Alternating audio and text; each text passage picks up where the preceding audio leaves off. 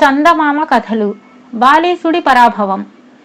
పూర్వం దండకారణ్యం మధ్య పర్వత ప్రాంతంలో మారీచలోయ అని ఉండేది. ఆ లోయ నిండా గుట్టలుండేవి. ఒక్కొక్క గుట్ట పైన ఒక్కొక్క రాక్షసుడు ఇల్లు కట్టుకుని నివసిస్తూ ఉండేవాడు. రాక్షసుల్లోకెల్లా బలశాలి అయిన వాడు రాక్షసులకు నాయకుడుగా ఉంటుండేవాడు. రాక్షసులంతా సామాన్యంగా కలిసికట్టుగానే జీవించేవారు. కానీ ఒక్కొక్కప్పుడు ఒక యువ రాక్షసుడు తాను చాలా బలశాలిని అనుకుని మిగిలిన రాక్షసులను యుద్ధానికి పిలిచి వాళ్లను ఒక్కొక్కరినే జయించి తాను నాయకుడు కావడం కూడా జరుగుతూ ఉండేది.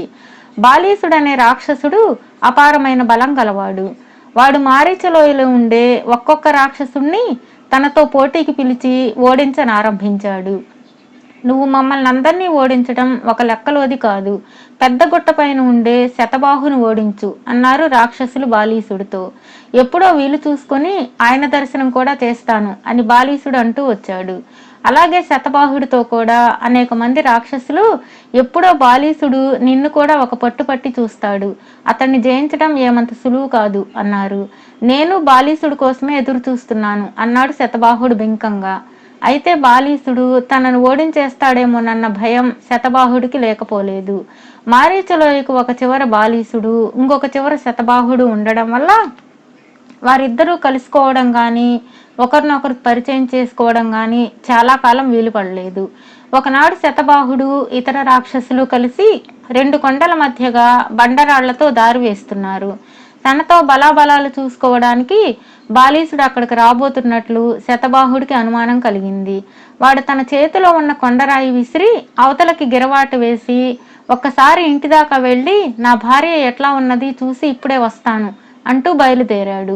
వాడి దారి పక్కన ఉన్న చెట్టొకటి పీకి వేళ్ళు కొమ్మలు తుంచేసి చేతికర్రలాగా చేసుకుని ఇంటికి చేరుకున్నాడు. శతబాహుడి భార్య తన భర్త త్వరగా ఇంటికి వచ్చినందుకు మొదట సంతోషించిన అతడి ముఖాన ఏదో విచారం ఉండడం గమనించి కారణం అడిగింది. వేరే కారణం ఏముంది, ఈ బాలీసుడే. వాణ్ణి గురించి ఎవరి నోట విన్నా భయంకరమైన విషయాలే. వాడు కాలితో గట్టిగా నేలను తాటిస్తే భూకంపం వస్తుందట. వాడు పిడుగులను పట్టి రెండు చేతుల మధ్య అదిమి అప్పడాలలాగా చేస్తాడట అంటూ శతబాహుడు తన బొటన వేలు నోట పెట్టుకున్నాడు. ఎందుకంటే వాడి మాయలన్నీ ఆ బొటన వేలులోనే ఉన్నాయి. దాన్ని నోట పెట్టుకుంటే వాడికి ఎక్కడ ఏమి జరిగేది తెలుస్తుంది. ఏమి తెలిసింది అన్నది శతబాహుడి భార్య. వాడిప్పుడు మన ఇంటికే వస్తున్నాడు. రేపు మధ్యాహ్నానికల్లా ఇక్కడికి చేరుకుంటాడు అన్నాడు శతబాహుడు. పర్వాలేదు, వాడి సంగతి నేను చూస్తాలే, భయపడకు అన్నది వాడి భార్య. ఆమె ఆ సాయంకాలమే చుట్టుపక్కల ఉన్న రాక్షసులందరి ఇళ్లకు వెళ్ళి బోలెడన్ని ఇనుపెనాలు అరువు తెచ్చింది. తమ అతిథికి రొట్టెలు తయారు చేయడానికి గాను 2 గుండెగల నిండా పిండి సిద్ధం చేసింది. బాలీసుడు వచ్చి చేరే సమయానికి ఆమె తన భర్తను ఒక పెద్ద తొట్టెలో పడుకోబెట్టి అతడి పైన గుడ్డలు కప్పింది. తరువాత ఆమె తాను అరువు తెచ్చిన పెనాల మధ్య ఉంచి వాటికి పైన కింద పిండి పట్టించి రొట్టెల్లాగా తయారు చేసి వాటిని కాల్చసాగింది. ఇంతలో బాలీసుడు అక్కడికి వచ్చాడు. ఈ ఇంటికి శుభం కలగాలి. శతబాహుడి ఇల్లు ఇదేనా అమ్మా అని అడిగాడు. అవును నాయనా, కూర్చో.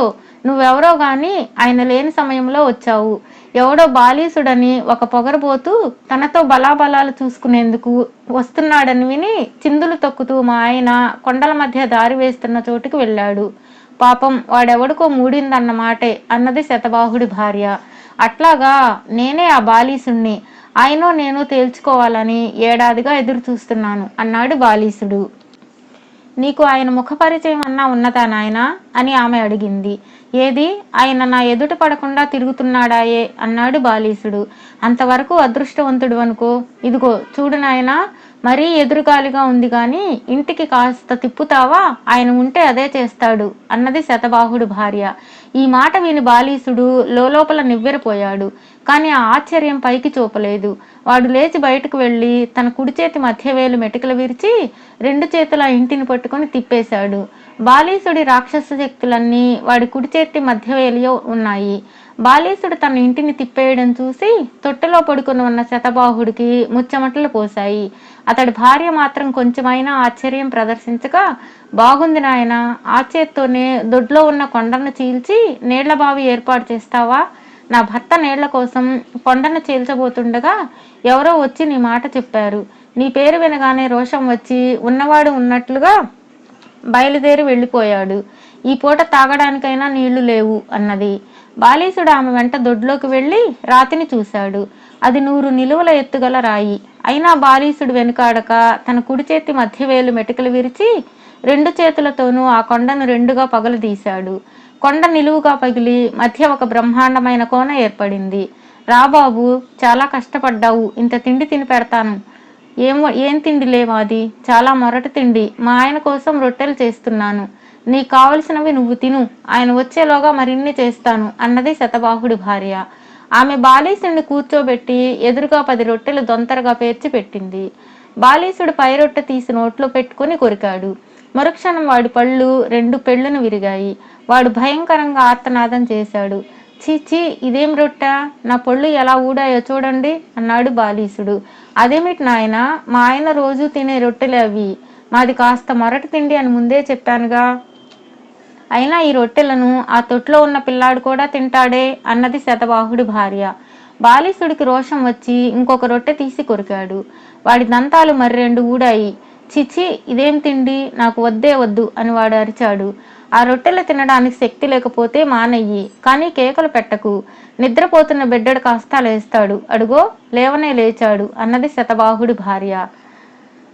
ఈ లోపల శతబాహుడు చిన్న శోకం పెట్టాడు. చిన్నపిల్లవాడి గొంతు అలా ఉండడం చూసి బాలీసుడు దిగ్భ్రమ చెందాడు. శతబాహుడి భార్య పొయ్యి వద్ద నుంచి లేచి వెళ్ళి తొట్టెలో ఉన్న తన భర్తకు మామూలుగా చేసిన రొట్టె ఒకటి ఇచ్చింది.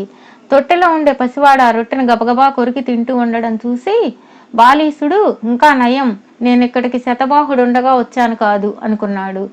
భయంతో వాడికి కాళ్ళు చేతులు వణకసాగాయి. అమ్మా, శతబాహుడు వస్తే నేను క్షమాపణ చెప్పుకున్నానని చెప్పు, ఆయన ఎక్కడా నేనెక్కడా, నాకు చాలా బుద్ధి వచ్చిందిలే అన్నాడు వాడు శతబాహుడి భార్యతో. అసలు ఆ మనుషుల తీరే వేరు నాయనా, మా అబ్బాయి దంతాలు తడివి చూసావంటే నీకే తెలుస్తుంది. ఏది నాయనా, నోరు తెరిచి నీ దంతాలు మామయ్యకు చూపించు అన్నది శతబాహుడి భార్య. బాలీసుడు మోసపోయి శతబాహుడి నోట్లో తన కుడి చేతి వేళ్లు పెట్టి తడిమాడు. వీలు చూసుకొని శతబాహుడు వాడి మధ్య వేలు కాస్తా కొరికేశాడు. ఆ వేలితో పాటు బాలీసుడి శక్తులన్నీ పోయి వాడు మామూలు మనిషి అయిపోయాడు. ఆ తర్వాత శతబాహుడి మీదకు పోటీ వచ్చిన రాక్షసుడే లేకపోయాడు.